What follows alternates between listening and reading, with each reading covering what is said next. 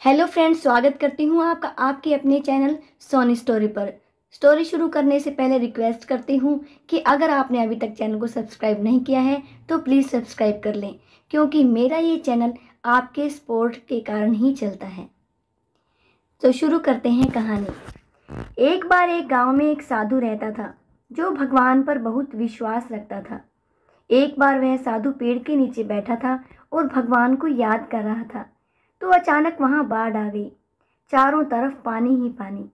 सब लोग अपने आप को बचाने के लिए ऊपर पहाड़ की तरफ भागने लगे। उनमें से एक आदमी ने देखा कि इस हालत में भी साधु जी भगवान की तपस्या कर रहे हैं।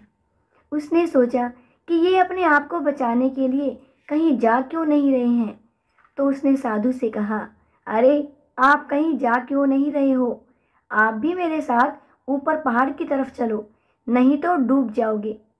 साधु बोले, अरे मुझे क्या होगा, मैं भगवान की इतनी तपस्या करता हूँ, मुझे कुछ नहीं हो सकता, मुझे भगवान अपने आप बचाएगा।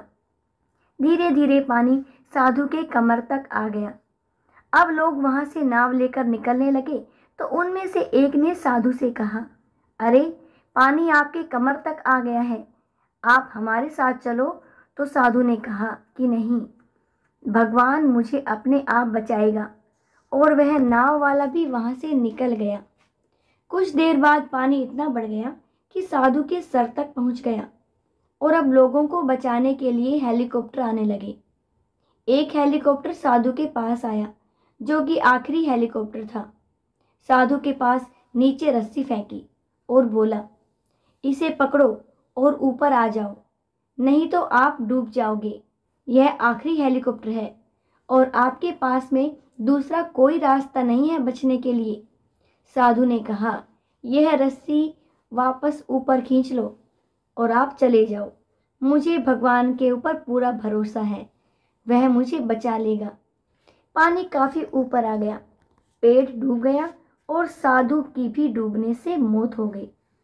मरने के बाद साधु भगवान के पास गया और बोला, हे भगवान, मैंने पूरी जिंदगी आपकी तपस्या की, मेरा सारा जीवन आपकी आराधना करने में लगा दिया, फिर भी इतने भरोसे के साथ इंतजार किया कि तुम मुझे बचाने आओगे, लेकिन वहां मेरी डूबकर मौत हो गई और तुम नहीं आए।